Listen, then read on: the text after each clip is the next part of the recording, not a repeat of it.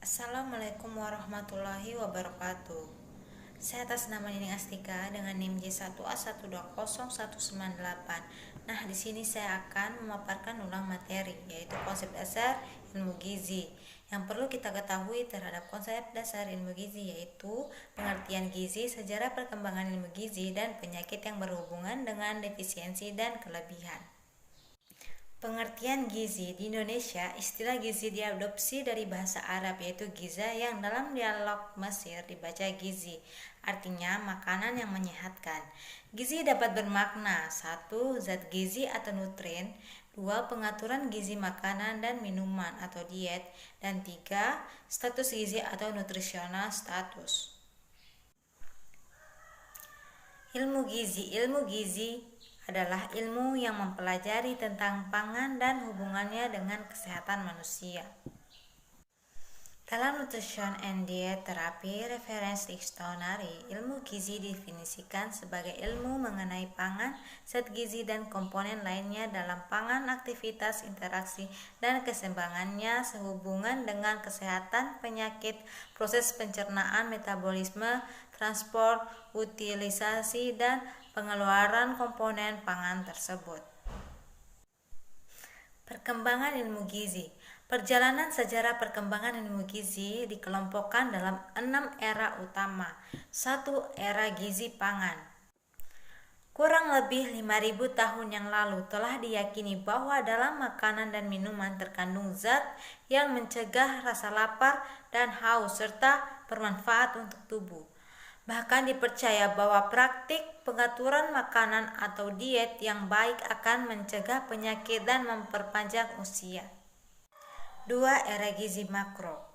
Pada tahun 1785, Antoine Lavoisier, ahli kimia dari Prancis, membuktikan bahwa tubuh manusia memperoleh oksigen dari udara untuk proses metabolisme dalam tubuh hingga menghasilkan energi, karbon dioksida, dan air, baik ketika istirahat maupun bergerak. Jumlah oksigen yang digunakan dan karbon dioksida yang dihasilkan berhubungan dengan jumlah makanan yang dimakan dan aktivitas fisik. 3. Era gizi mikro. Buku Handbook of Historical and Geographical Pathology dan kajian-kajian gizi sebelumnya berhasil menginspirasi peneliti awal abad ke-20 untuk mengungkap selain gizi makro. Dimulai dengan istilah vitamin tahun 1912 dan pengujian hipotesis pada hewan, kemudian berlanjut dengan uji klinis pada manusia seperti yang dilakukan oleh McCollum, yaitu vitamin A. Yang keempat yaitu era gizi seluler molekuler, diawali oleh temuan Robert Hooke tahun 1665 tentang sel tumbuhan dan teori tentang struktur dan fungsi sel tahun 1839 oleh Jacob Schleiden dan Theodor Schwann. Sejak saat itu kajian tentang inti sel, mitokondria, dan mekanismenya semakin pesat. Perkembangan ilmu gizi disertai ilmu kimia dan biologi tentang seluler dan molekuler tahun 1955. Yang kelima yaitu era gizi nutrigenetik dan nutrigenomik. Era gizi genetik ditandai dengan dimulainya penelitian pemetaan genom manusia atau Human Genome Project pada tahun 1998 dan berakhir pada tahun 2005. Pada era ini terdapat pengembangan pangan dengan biofortifikasi. Yang keenam yaitu era gizi holistik. Lahirnya teori Barker, masih tingginya masalah gizi mikro, stunting, dan obesitas, krisis pangan dunia 2008, publikasi Lancet tentang pentingnya mengatasi gizi ibu dan anak, disertai dengan perhatian para ahli gizi dunia mendorong PBB meluncurkan Scale Up Nutrition atau SUN Movement pada September 2010. Di Indonesia, gerakan ini dikenal dengan gerakan 1000 Hari Pertama Kehidupan atau 1000 HPK. Penyakit yang berhubungan dengan defisiensi dan kelebihan gizi. Malnutrition dibagi menjadi dua, yaitu undernutrition dan overnutrition. Undernutrition yaitu hunger starting underweight wasting, dan micronutrient malnutrition. Overnutrition yaitu micronutrient malnutrition dan overweight, obesity, and CDS. Undernutrition atau malnutrisi yaitu kekurangan energi kronis, penurunan indeks massa tubuh, dan tingkat aktivitas fisik. Sedangkan overnutrition atau malnutrisi, obesitas, kelebihan vitamin dan mineral. Examples of illnesses caused by improper nutrient consumption: too little PEM atau protein energy malnutrition, anemia atau iron deficiency, beriberi vitamin B deficiency, dan masih banyak lagi. Too much stroke, heart arterial disease, some kanker, obesity, dan diabetes mellitus, dan masih banyak lagi.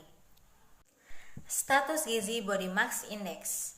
Underweight kurang dari 18,5, normal 18,5 sampai 24,9, overweight 25,0 sampai 29,9, obesity 30,0 sampai 34,9, extremely obesity 35 lebih. Defisiensi niacin atau vitamin B3, khasnya kasal snake class, diare, dermatitis, dan demensia. Sedangkan defisiensi iodin dikenal dengan penyakit gondok, pembengkakan kelenjar tiroid. Gizi kurang atau undernutrition. Istilah gizi kurang mencakup berbagai defisiensi, yaitu zat gizi makro, zat gizi mikro, karbohidrat, lemak, protein, vitamin larut air, vitamin larut lemak, dan mineral. Kekurangan energi kronik atau KEK. Pada tahun 1988, James Ferroluzzi dan Waterloo membuat perbedaan, yaitu kurang energi akut, keadaan keseimbangan energi negatif, yaitu kehilangan progresif energi tubuh. Contoh, kehilangan berat badan akut, anoreksia nervosa, kanker, gangguan malabsorpsi. Kurang energi kronik. Keadaan stabil ketika orang tersebut berada dalam keseimbangan energi meskipun dengan ganti rugi. Yang terjadi pada kekurangan energi kronis: 1. Menyebabkan adaptasi reduksif, yaitu mengganti rugi penurunan massa tubuh. 2. Menjaga homeostasis, yaitu tubuh beradaptasi dengan asupan energi rendah pada kekurangan energi kronis untuk keberlangsungan hidup. Yang ketiga, terdapat konsekuensi fungsional dan struktural, yaitu mengurangi kapasitas kerja, kemampuan belajar, dan kualitas hidup. Dan yang terakhir yaitu merupakan efek dari kerawanan pangan atau kemiskinan, gagal panen, konflik, dan penyakit menular, penyakit pencernaan seperti hati dan kanker. Untuk mengidentifikasi kekurangan energi kronis, menghitung berat badan dan tinggi badan, intake energi dan pengeluarannya, laju metabolisme basal atau BMR. Kekurangan energi kronik, not enough of this: berat badan, massa bebas lemak, cadangan lemak, laju metabolisme, aktivitas fisik, dan termogenesis. Overnutrition 1 atau obesitas. Obesitas yaitu ketidakseimbangan energi, pengeluaran energi lebih dari asupan energi. Diukur oleh IMT atau indeks massa tubuh, berat badan per tinggi badan. Klasifikasi untuk obesitas: normal dengan IMT 18,5 sampai 24,9, health risk normal. Overweight dengan IMT 25 sampai 29,9 dengan health risk increased. Obesitas 1 dengan IMT 30 sampai 34,9 dengan health risk moderate. Obesitas 2 dengan IMT 35 sampai 39,9 dengan health risk severe.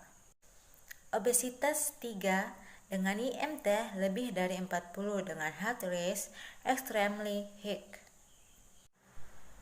Dampak obesitas bagi kesehatan yaitu sleep apnea, lung disease, liver disease, gallstones, kanker, stroke, heart disease, diabetes, dan masih banyak lagi. Lingkaran pinggang berkorelasi dengan jumlah lemak visceral. Lingkaran pinggang yang lebih dari 102 cm pada laki-laki dan 88 cm pada perempuan berhubungan dengan peningkatan risiko komplikasi metabolisme. Overnutrition 2. Kelebihan vitamin dan mineral. Peningkatan ketersediaan makanan fortifikasi dan peningkatan konsumsi suplemen makanan mempunyai dampak yang merugikan bagi kesehatan, terutama akibat kelebihan konsumsi vitamin dan mineral. Pengaruh vitamin dan mineral yang merugikan: 1. Kegagalan homeostasis. 2. Dosis ambang. 3. Variasi sensitivitas individu. 4. Pengaruh bioavailabilitas. 5. Batas atas asupan ditoleransi.